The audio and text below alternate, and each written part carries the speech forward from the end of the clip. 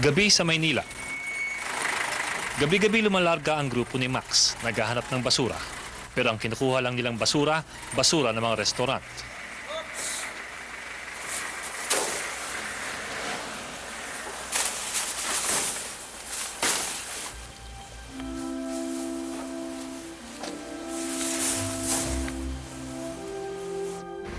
Araw-araw, tunay-tunay lahat ng pagkain na sinasayang nating mga Pilipino. Pero hindi lang natin alam, araw-araw din, milyong-milyong Pilipino ang ginugutom. Alam ba ninyo kung ano kinakain nila? Marami, sa araw-araw meron tayo nakukuha ng di ba? Pagkain, yeah.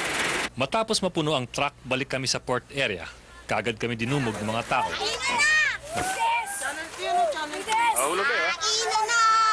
Matapos ibaba ang mga karga, aalis muli ang truck ni Max. Maghahanap muli. Hop, Kaiser! Yup, yeah. Kaiser! Sama ko yan kaya? Diretso! Sama ba kayo? Opo. Okay, baba na to. Nagkapunan na ba kayo? Hop, hop! Baba, baba! Hindi pa? Saan ang punan nyo? Baba! Ito? Nakakapangilabot ang susunod. Habang hinihiwalay mga plastik, ang mahanap na pagkain, pinag-aagawan, pinagkakaguluhan. Akala ko pagkain itong sinubo. Yoyo pala. Ang ibang pagkain tinatabi sa isang kahon, lulutuin sa umaga. Sila ang mga taong nabubuhay sa pagpag. Sa hirap ng buhay, ang pagkain tinapunan natin ang bumubuhay ngayon sa kanila. Pag nalaglag daw yung manok na pag pinagpag na, pwede nang kainin. Yun ang pagkakalam ko. Hindi mo iisipin kumakain ng pagpag ang pamilya ni Max. Dati siyang junior police sa Maynila. Tinamaan ng malas, nakulong sa pagnanakaw, nawala ng trabaho. Ngayon, siya ang kumukolekta ng pagpag sa North Harbor sa Tondo. Nung lumaya na ako, kahit sabi ko, kahit anong trabaho, napasukan ko para ng makabawi sa mga anak ko. Naging scavenger si Max, pero lalong nahirapan ng mag-asawa na magkaroon ng 2 anak. Hindi nagtagal, may napansin si Max. Wala mang pagkain sa pagkainan, marami namang pagkain sa basurahan. Nag-aalangan po ako nung una. Kasi, siyempre, yung naano ko rin, iisip ko yung mga anak ko baka mamaya, madumi yun, ganun. Sabi naman ng asawa ko, malinis daw dahil siya nga yung namimili. Kaya, pero niluluto rin yun namin yun. Kasi meron kasi yung mga customer kasi minsan isang kagat lang pwede na. Hindi na kinakain. Yung mga ganun lang. Sa'yo, okay yun? Ah. Hindi ka natatakot na baka may sakit yung customer na kumain yan o baka buong araw yun nandun o alam mo, o nahalo-halo niya kung saan-saan? Hindi, kasi yun nga sa fast food niya kasi yung inakutan namin. Kasi isang araw lang, dispose ng mga anak. Inisip ko na baka mamaya marami nang bumanga yung dumaan doon tapos nakaingin pa namin. Wala magagawa pagkahirap. Walang makapagsabi kung ilang Pilipino na ngayon ang kumakain ng pagpag. Hindi ito ang tipong paksa na pag-uukulan ng pag-aaral ng gobyerno. Pero habang humihirap ang buhay, dumarami ang umaasa sa basura ng iba. Pero yung hindi ko talaga makalimutan yung pagpag libre kami sa ulam Pero naman po, yung ulam ninyo galing sa basura. Galing sa basura, dyan, no? Binubuklat-buklat namin yan. Payatas dump site, 2 ang kinabubuhay ni Aling Emma. Kanin baboy at pagkain para sa tao. Ngayon, ang hirap ng kanin baboy Mayayaman, matipid na magtapon ng kanin na panis. Matipid na rin ang Oo. Pati sa basura, nagtitipid na rin sila. Nagtitipid na rin Ang pagkain bulok binibenta ni Aling Emma ng 100 bawat 2 sako. Pero ang pagkain hindi pa bulok, tinatabi niya para sa hapunan. Pagkain na tira-tira yun ng mayaman. Galing sa bahay nila, kinukulikta, tapos tinatapon dito. Pagdating naman dito, binubuksan namin.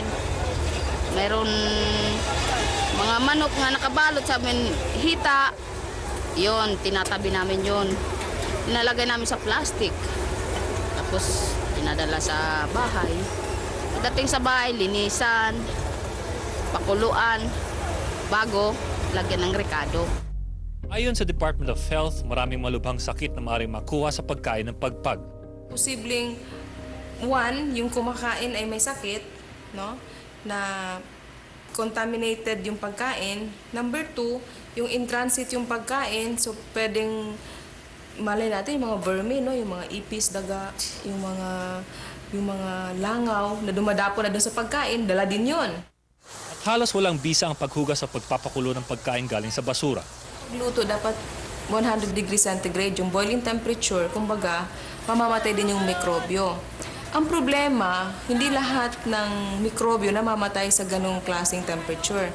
So, posible pa rin na yung mga mikrobyo na dun sa pagkain, kahit na lulutuin mo siya ng maigi o boiling temperature, posibleng nagpe-persist pa rin siya. Naamoy namin.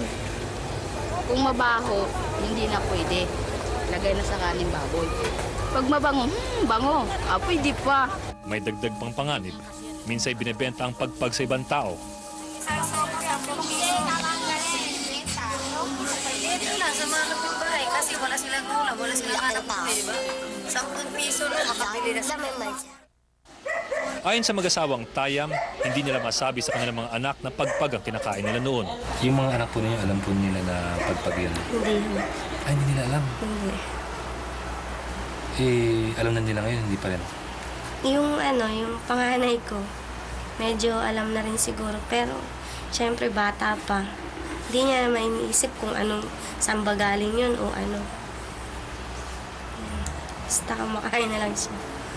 Kasi alam niya galing sa sa fast food eh. Ayoko rin kasing yung bang mag-isip sila ng galing palang yun, tapos napakain ko sa kanila. Siguro pagkalaki na lang nila, maintindihan nila. Pag nakikita mo yung mga tira-tira ng mga taong kumain sa restaurant, maraming tira-tira, anong nararamdaman mo? Pag nakikita mo na nag-iiwan ng tao ng ganyang karaming pagkain na tinatapon lang. Siyempre, ang sakto tayo mahihirap, no?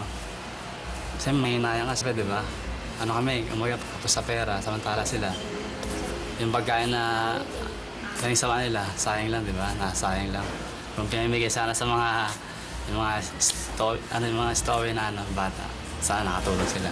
Nagkukulang nga ba ang mundo sa pagkain? Hindi naman yata. Halimbawa, ayon sa pagsusuri ng US Department of Agriculture noong 1997, halos 100 billion pounds ng pagkain ang tinatapon ng mga Amerikano taon-taon. Sa bawat 3 kilo ng pagkain na bebenta doon, 1 kilo ang tinatapon sa basurahan. Naalarma ang Amerika at noong 1997, naglunsad si dating Vice President Al Gore ng National Food Recovery Summit. Sa South Korea naman, 4 na milyong toneladang pagkain ang tinatapon taon-taon. Ang halaga nito, aabot na mahigit $11 bilyong. Kung titingnan mo, parang sakit lamang ito ng mayayamang bansa. Pero sakitin natin ito sa Pilipinas. Kada araw, mahigit 6,000 toneladang basura ang tinatapon ng Metro Manila. At ayon sa MMDA, halos kalahati ng basura natin ay basura galing sa kusina. Marami sa mga ito, tira-tira ng lamesa. Pumunta ka lamang sa mga food court ng mga shopping malls at naroon ang ebidensya. Pero may dahilan kung bakit tinapon ng may-ari yan. May dahilan siguro kasi nagsawa na sila. Kaya tinapon dito sa amin na mahirap kami. Kami naman mahirap, kailangan namin ito. Sa tambakan ko rin nakilala si Russell. 10 taong gulang, nasa grade 2 na siya. Batang nabubuhay sa pagpag. May iba pong pagkain na galing sa tambakan na maasim. Tapos meron rin pong maasim lang. Ayun po. Panis yun. Hindi panis. Maasim. Nakakuha kami ng hotdog yun maasim yun. Oo, hindi panis. Kumakain ko yun. Nakakagulat isipin na ito ay nagaganap sa panahon ng pangalawang milenyo. Sa mga sulok ng Tondo, sa tambakan ng Payatas, may tanong na hindi mo maiiwasan. Kung paano tayo umabot sa ganito. Anong pangarap mo sa buhay? Wala kang pangarap sa buhay? Oo. 10 taon ka pa lang eh. Pinag-aaral ka, di ba? Oh, anong gusto mo maging paglaki? Oo nga't napakarami pang problema ng bayan. Nandyan ang Abu Sayyaf, nandyan ang Baligatan, nandyan pa si Erap. Pero tila may isang napakalaking problema ang hindi rin natin nakikita.